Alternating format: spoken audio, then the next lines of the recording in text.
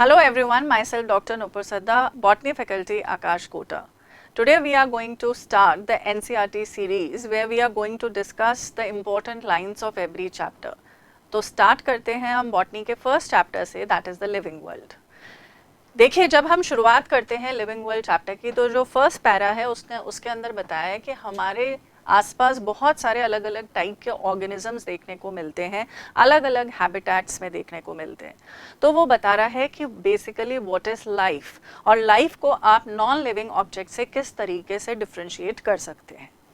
Next जो paragraph आता है इधर, ये पैराग्राफ में बेसिकली डिस्कस करा गया है, that is the diversity in the living world. यानी डाइवर्सिटी का मतलब बेसिकली क्या होता है, that is the variety.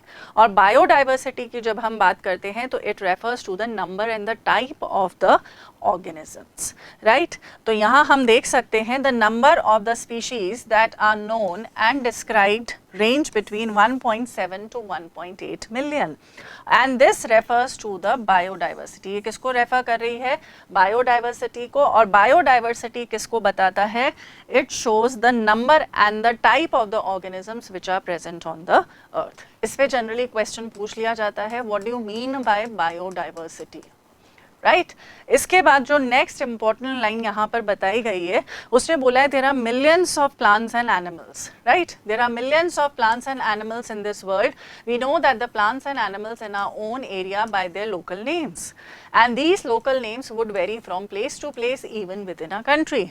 Every organism, हर एक ऑर्गेनिज्म का अपना खुद का एक लोकल नेम होता है, ठीक है. और एक ऑर्गेनिज्म अलग अलग जगहों पर, अलग अलग रीजन्स में अलग अलग नाम से जाना जाता है. अब अगर हमें किसी ऑर्गेनिज्म के बारे में बात करनी है तो सबसे पहले तो उसका नाम, यानी साइंटिफिकली अगर हमें बात करनी है तो सब जगह पर एक ही नाम से जाना जाना चाहिए, राइट, ताकि हमें कंफ्यूजन ना हो. इसके लिए क्या करा गया था, there is a need to standardize the naming of the living organisms such that a particular organism is known by the same name all over the world. यानी वो एक ही नाम से जाना जाए सभी जगह पूरी दुनिया में, राइट. और इस प्रोसेस को हम क्या कहते हैं? We call it as the nomenclature. क्या कहते हैं बेटा इसे? We call it as the nomenclature. Nomenclature or naming is the only possible when the organism is described correctly and we know to what organism the name is attached to. यानी nomenclature तभी तो सही होगा जब हमें पता रहे कि हम किस organism की बात कर रहे हैं और क्या हमने उसे सही नाम दिया है. अब ये किस आधार पर दिया जाएगा? जब हम उसे करेक्टली आइडेंटिफाई करें. तो इस प्रोसेस को हम क्या कहते हैं बेटा? We call it as the identification, right. Next उन्होंने बोला है कि इसके लिए क्या करे गए थे? प्रोसीजर्स अडॉप्ट करे गए थे to assign a scientific name to each known organism. This is acceptable to biologist all over the world. जो सभी बायोलॉजिस्ट द्वारा क्या था? एक्सेप्टेबल था. For plants, scientific names are based on agreed principles and criteria. Plants की अगर हम बात करते हैं तो कुछ certain principles और criteria पर ये नामकरण या ये nomenclature आधारित था, जिसे हम क्या कहते हैं? We call it as the International Code for the Botanical Nomenclature और ICBN. This is important, इस पे question आया हुआ है, right?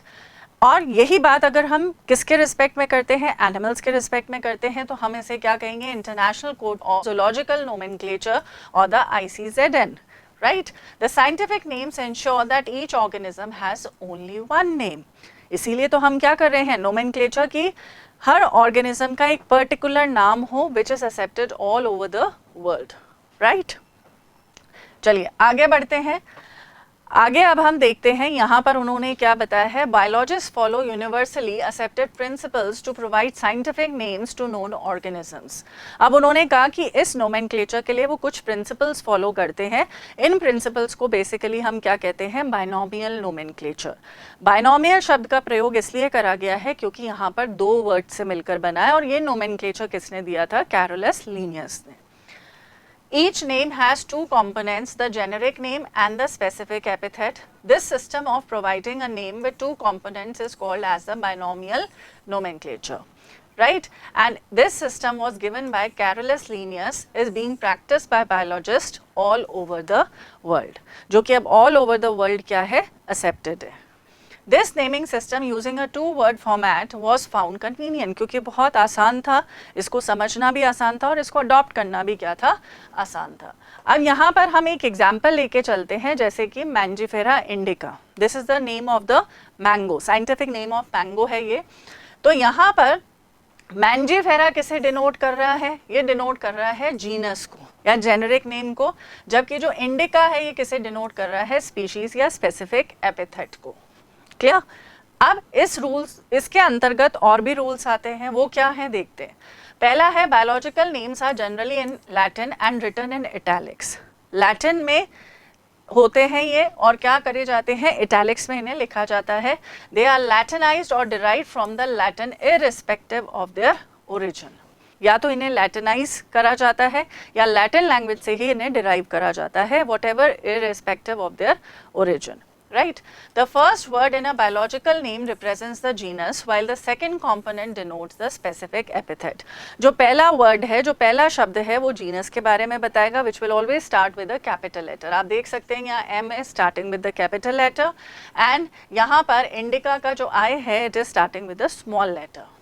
Then next देखते हैं, both the words in a biological name when handwritten are separately underlined. जब handwritten हम लिखेंगे, हाथ से लिखेंगे, तो हम इन्हें separately underline करेंगे and they are printed in italics to indicate their Latin origin. ये किस चीज़ को show करता है? It is showing their Latin origin. Okay? चलिए नेक्स्ट उसने बोला है the first word denoting the genus starts with a capital letter while the specific epithet starts with a small letter. It can be illustrated with example of Mangifera indica. ये मैंने अभी आपको समझा दिया है। नेक्स्ट बात आती है नेम ऑफ द ऑथर की। अब नेम ऑफ द ऑथर में आप देखिए appears after the specific epithet, यानी कि यहाँ इंडिका के बाद आएगा नेम ऑफ द ऑथर और नेम ऑफ द ऑथर यहाँ क्या आएगा, लीनियस। आप पूरा लीनियस हम नहीं लिखेंगे, इसे एब्रिवेटेड फॉर्म में लिखेंगे और इसे हम इटैलिक्स में भी प्रिंट नहीं करेंगे, right. At the end of the biological name and is written in abbreviated form, example Mangifera indica lin. अब यहाँ ध्यान रखिएगा Mangifera indica क्या है, प्रिंटेड है और इटैलिक्स में है, लेकिन लिन जो होगा ये क्या है, इटैलिक्स में नहीं होगा, it is not italicised. It indicates that this species was firstly described bye Linnaeus, right. Next हम आते हैं क्लासिफिकेशन। क्लासिफिकेशन की जो डेफिनेशन है इस पे क्वेश्चंस आपको मिल जाएंगे। This is an important liner. Classification is the process by which anything is grouped into convenient categories. किसी भी चीज़ को आप कन्वीनियंट कैटेगरीज में डिवाइड करते हैं on the basis of their observable characters. इसको हम क्या कहते हैं, we call it as the classification. चलिए नेक्स्ट आगे बढ़ते हैं।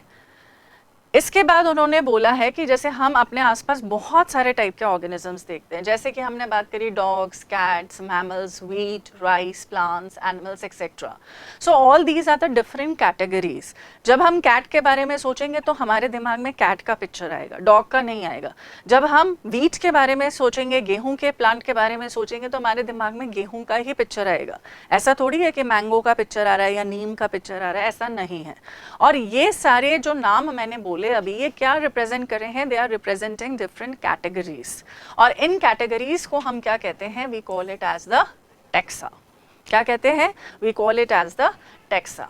अब नेक्स्ट देखिएगा, based on the characteristics all living organisms can be classified into different taxa. तो जितने भी कैरेक्टरिस्टिक्स हैं उनके आधार पर हर ऑर्गेनिज्म को डिफरेंट टैक्सा में क्या कर सकते हैं, हम डिवाइड कर सकते हैं। और इस प्रोसेस को क्लासिफिकेशन की हम क्या कहते हैं, we call it as taxonomy, right. It is called as taxonomy. और जब हम बात कर रहे हैं मॉडर्न टेक्सोनॉमिक स्टडीज की, किसकी बात कर रहे हैं, मॉडर्न टेक्सोनॉमिक स्टडीज़ की, तो मॉडर्न टेक्सोनॉमिक स्टडीज़ में बहुत सारे कैरेक्टर्स को क्या करा जाता है, इंक्लूड करा जाता है। कौन कौन से कैरेक्टर्स है देखें, एक्सटर्नल एंड इंटरनल स्ट्रक्चर हो गया ऑर्गेनिज्म का, structure of the cell include होगा, डेवलपमेंट प्रोसेस इंक्लूड होगा और ecological information of the organism is also included in modern taxonomical studies, right. Then उसने बोला है what forms the basis of this taxonomy. उसका बेसिक क्या है, इसके अंदर आता है कैरेक्टराइजेशन। कैरेक्टर्स के आधार पर ही तो हम उस ऑर्गेनिज्म को पहचानेंगे, राइट। तो कैरेक्टराइजेशन, फिर आता है identification, classification and nomenclature. These are the processes that are basic to the taxonomy, आगे बढ़ते हैं हम। अब इसमें उन्होंने बताया है कि पहले जब ह्यूमन बीइंग्स थे उनका जो क्लासिफिकेशन होता था ऑर्गेनिजम्स का, पहले भी होता था क्लासिफिकेशन, लेकिन उसका साइंटिफिक बेसिस नहीं था, उसका बेसिस था उनका यूजेस के आधार पर। ठीक है, देखते हैं। In early days human beings needed to find sources for their basic needs of food, clothing and shelter. Hence, the earliest classification were based on the uses of the various organisms. तो इनका scientific basis नहीं था, it was based on the uses by the humans, right? Next जो हम पढ़ेंगे वो एक important word के बारे में पढ़ेंगे, that is called as the systematics. ठीक है, systematics जो शब्द है ये derive करा गया है एक Latin word से, इस पे भी question पूछ लिया जाता है, so remember this. कौन से शब्द से डिराइव करा गया, ये कौन से लैंग्वेज से डिराइव करा गया? It has been derived from a Latin word which means systema, और सिस्टमा का मतलब होता है systematic arrangement of the organisms. Clear? Organisms को सिस्टमैटिकली क्या करना? अरेंज करना। Linnaeus use Systema Naturae, Linnaeus ने सिस्टमा नेचुरे का यूज करा था as the title of his publication. ये ध्यान रख लीजिएगा, ये टाइटल पे भी क्वेश्चन आ सकता है। The scope of systematic was later enlarged to include identification, nomenclature and classification. तो हम इन शॉर्ट कह सकते हैं कि जो सिस्टमैटिक्स है takes into account evolutionary relationships between organisms. तो ये जो इवोल्यूशनरी रिलेशनशिप्स बिटवीन ऑर्गेनिज्म है इसे हम क्या कहते हैं बेटा? We call it as phylogeny. कहने का मतलब ये है कि सिस्टमैटिक्स के अंदर टेक्सोनोमी वाले तो सारे फीचर्स आ गए, आप देख सकते हैं। It takes into account identification, nomenclature and classification, plus क्या आ गए हैं? इवोल्यूशनरी रिलेशनशिप्स भी आ गए हैं। तो आई कैन से दैट जो सिस्टमैटिक्स है, जो सिस्टमैटिक्स है बेसिकली ये किसके बराबर है? This includes taxonomy, taxonomy plus phylogeny, यानी इवोल्यूशनरी रिलेशनशिप्स। इवोल्यूशनरी रिलेशनशिप्स का मतलब है we are moving from the primitive to the advanced.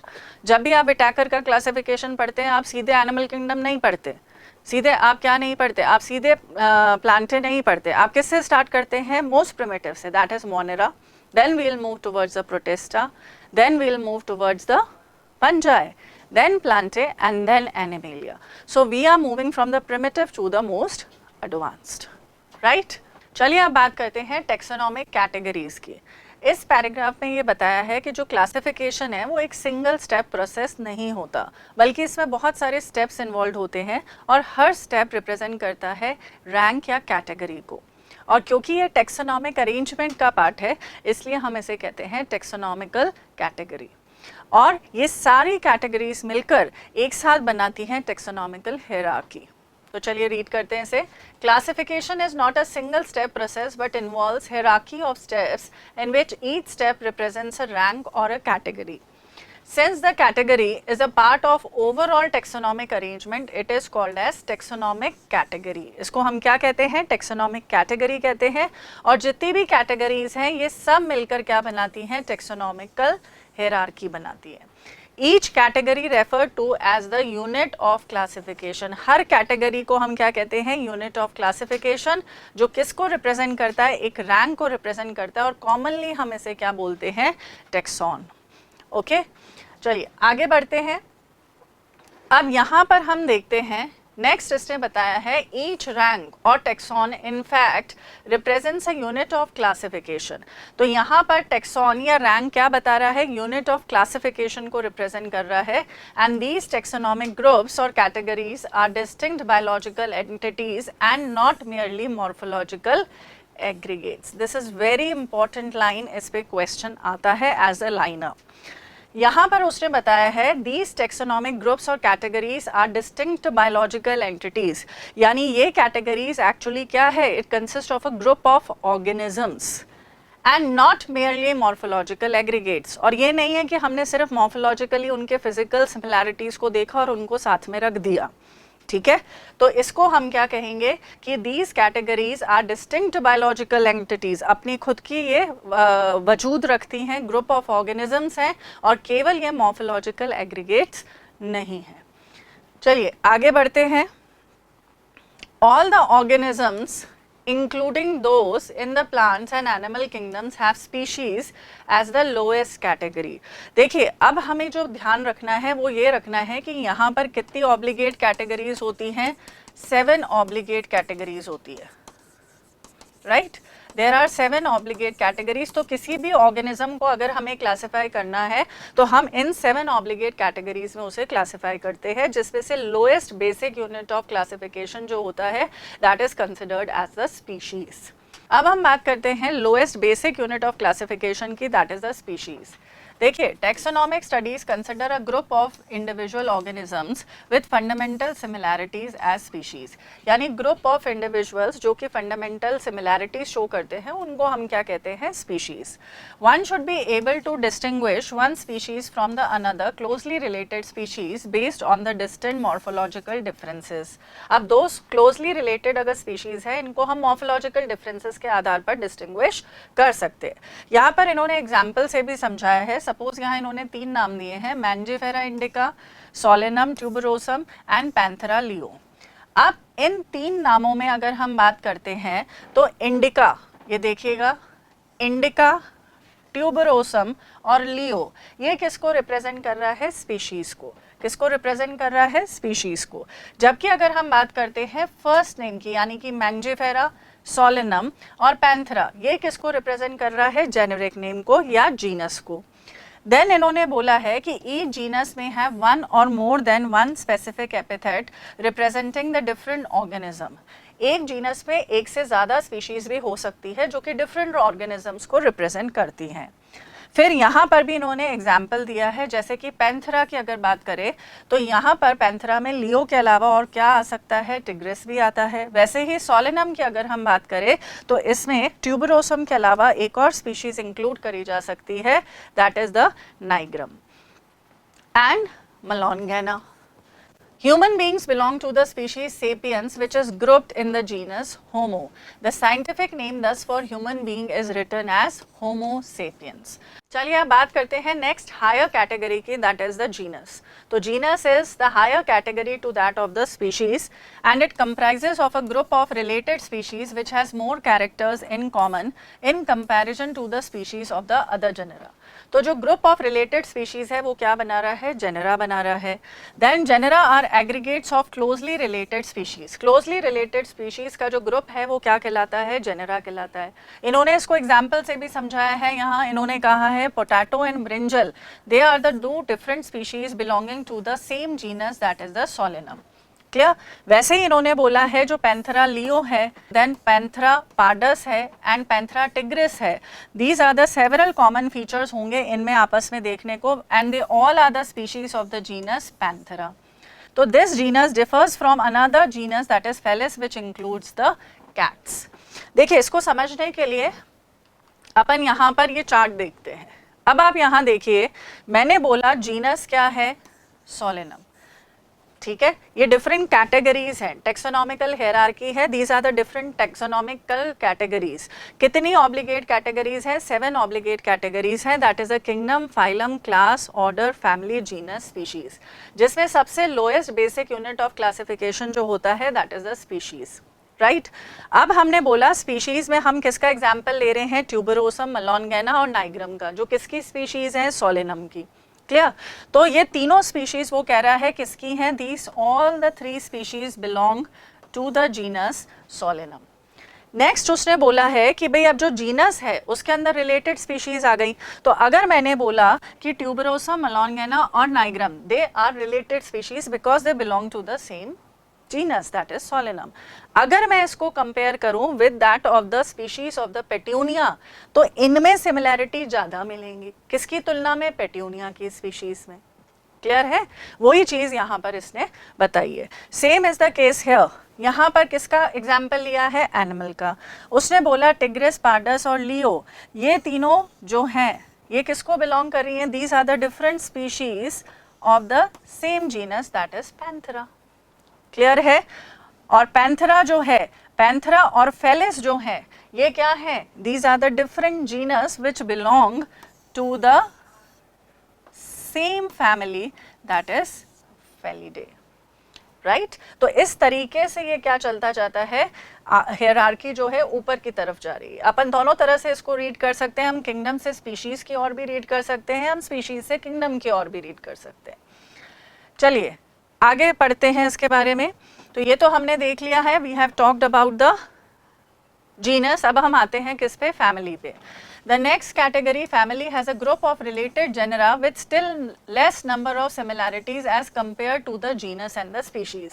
जैसे जैसे हम हायरार्की में ऊपर की तरफ चलेंगे, यानी स्पीशीज से किंगडम की ओर चलेंगे, तो धीरे धीरे सिमिलैरिटीज घटेंगी, राइट सिमिलैरिटीज घटेंगी, कॉम्प्लेक्सिटी बढ़ेगी एंड नंबर ऑफ ऑर्गेनिजम्स भी बढ़ेंगे। Families are characterized on the basis of both vegetative and reproductive features of the plant species. Obvious सी बात है, हम एंजियोस्पर्मिक फैमिलीज पढ़ते हैं, सोलेनेसी पढ़ रहे हैं, फेबेसी पढ़ रहे हैं, हम क्या पढ़ते हैं उनके अंदर, we talk about the vegetative and the floral characters, right. Among the plants, for example, 3 different genera, Solanum, Petunia and Datura, are placed in the family Solanaceae. अभी मैंने आपको बताया था, यहाँ पर ये Solanaceae हो गया, ठीक है। अब ये जो 3 जेनेरा हैं, ये किस में आ रहे हैं, इसी फैमिली में आ रहे हैं। ये देखिए आप, ये जो 3 जेनेरा हैं, that is the solanum, petunia and datura, ये किस में इंक्लूडेड है, they are included in the family solanaceae. चलिए नेक्स्ट पढ़ते हैं। नेक्स्ट इन्होंने क्या बोला है, Among the animals, for example, genus Panthera comprising lion, tiger and leopard is put along with the genus Felis, that is cats, in the family Felidae.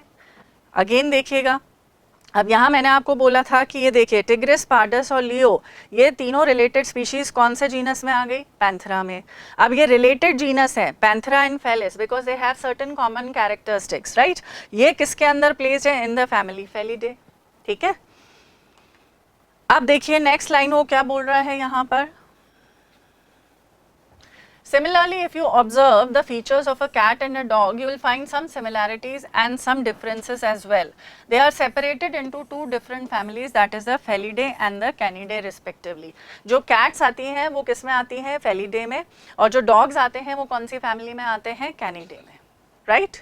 चलिए अब next higher category की बात करते हैं। नेक्स्ट हायर कैटेगरी जो यहाँ पर आएगी that is the order. Order की जब हम बात करते हैं तो वो यहाँ बोल रहा है order and other higher taxonomic categories are identified based on the aggregates of the characters. Group of characters के आधार पर हम इसको क्या करते हैं, identify करते हैं। Order being a higher category is the assemblage of families which exhibit a few similar characters. अब group of related families क्या कहलाएंगी, they will be placed in the higher category, that is the order. लेकिन धीरे धीरे अब similarities क्या होती जाएंगी, घटती जाएंगी। The similar characters are less in number as compared to the different genera included in a family. Plant families like Convolvulaceae and Solanaceae are included in the order Polymoniales, mainly based on their floral characters. इस पे generally question पूछ लिया जाता है तो ये आप ध्यान रखिएगा। एनिमल ऑर्डर कार्निवोरा, अब कार्निवोरा जो ऑर्डर है इसके अंदर दोनों फैमिलीज आती हैं, कैट वाली यानी पैंथेरा और कैट्स की यानी फेलिडे, एंड डॉग वाली दैट इज कैनिडे। अब देखिए इसको देख लेते हैं दोबारा। यहाँ देखिए आप, यहाँ उसने बोला है जो सोलेनेसी और कॉन्वॉल्व्यूलेसी हैं इन दोनों फैमिलीज को किसके अंदर प्लेस करा गया है, in the order Polemoniales on the basis of floral characters. यहाँ इसने क्या बात करी है, इसने बोला फेलिडे और कैनिडे इन दोनों को किस में प्लेस कर दिया गया है, these both are placed in the order carnivora, right. तो धीरे धीरे हम कहाँ मूव कर रहे हैं, from species to genus, genus to family and now family to order. चलिए अब नेक्स्ट बात करते हैं हम यहाँ पर। ऑर्डर भी हमने देख लिया है, अब हम देखेंगे class. The category includes related orders. अब रिलेटेड ऑर्डर किस में आ जाएंगे, क्लास में आ जाएंगे। For example order Primata comprising monkey, gorilla and gibbon is placed in the class Mammalia along with the order Carnivora. Clear? Including the animals like the tiger, cat and the dog. चलिए इसको भी देख लेते हैं। अब वो यहाँ पर बोल रहा है कि ये जो मैमालिया है, यहाँ पर आप देखिएगा ये प्राइमेटा है ऑर्डर, ठीक है, और ये क्या है मैमालिया। अब उसने बोला कार्निवोरा और प्राइमेटा को किस में रख दिया है हमने, इन दोनों को किस में रख दिया है, which are placed in the class Mammalia, right. इसके बाद हम बात करते हैं हम नेक्स्ट, ऑर्डर भी देख लिया है हमने, क्लास भी देख लिया है। अब देखिए फाइलम की बात कर रहे हैं। Classes comprising animals like fishes, amphibians, reptiles, birds along with mammals constitute the next higher category called as the phylum. अब हम किसकी बात करेंगे? फाइलम की बात करेंगे। तो जब हम फाइलम की बात करते हैं तो ये जो फाइलम के जो कैरेक्टरिस्टिक्स है किस पे आधारित है? These are based on the common features like presence of a notochord and dorsal hollow neural system and they are included in the phylum that is the chordata. ठीक है, तो जहां भी नोटोकॉर्ड प्रेजेंट रहती है उसको हम किस में इंक्लूड कर देते हैं? कॉर्डेटा में। In case of plants, classes with a few similar characters are assigned to a higher category called as the division. Plants में हम बात करते हैं विद कॉन्टेक्स्ट टू डिवीजन और एनिमल्स में हम बात करते हैं विद कॉन्टेक्स्ट टू फाइलम। तो वही चीज हमने यहाँ देखी थी। अब आप यहाँ देखिए पॉलीमोनियल्स और सेपेंडेल्स को हम किस में इंक्लूड करेंगे? In the class Dicotyledonae. Dicotyledonae and Monocotyledonae किस में प्लेस्ड है? In the division angiosperms, right. And as we move further, angiosperms और जिम्नोस्पर्म्स किस में इंक्लूडेड है? They are included in the kingdom Plantae. इधर हम बात करें, अब आप देखिए मैमालिया, एव्स, रेप्टाइल्स, ये सब किस में इंक्लूडेड हैं? They all are included in Chordata because they all have a notochord, right. और Chordata and Arthropoda, these are included in the kingdom Animalia, right. चलिए अब हम बात करते हैं किंगडम की। All animals belonging to the various phyla are assigned to the highest category called as the kingdom Animalia in the classification system of animals. Animals की बात करें तो हाईएस्ट कैटेगरी क्या है? Highest taxonomical category is the animalia, that is a kingdom, right. Then the kingdom Plantae on the other hand is distinct and comprise all the plants from various divisions. Henceforth we will refer to these two groups as animal and the plant kingdoms. I hope it's clear to everyone, right? तो इस तरह से जब हम hierarchy में ऊपर की तरफ चलते हैं, यहाँ आप देखिएगा ये जो हायरार्की है इसके अंदर जब हम ऊपर की तरफ चलते हैं फ्रॉम स्पीशीज टू किंगडम, तो धीरे धीरे क्या होता है, हम बोलेंगे कॉम्प्लेक्सिटी जो होती है ऑफ क्लासिफिकेशन क्या होगी? बढ़ेगी। सिमिलैरिटीज क्या होंगी? सिमिलैरिटीज क्या होंगी बेटा? घटेंगी। क्लियर है? इसके अलावा अगर हम बोलें नंबर ऑफ ऑर्गेनिजम्स क्या होंगे? नंबर ऑफ ऑर्गेनिजम्स भी क्या करेंगे? बढ़ेंगे। तो ये चीज आपको ध्यान रखनी है। As we move from the species to the kingdom, complexity of classification increases, similarity decreases, number of organisms increases, right. The taxonomic categories from the species to kingdom have been shown in the ascending order, starting with the species in the figure.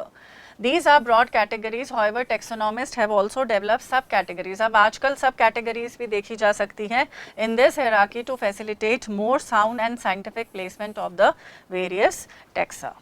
Clear?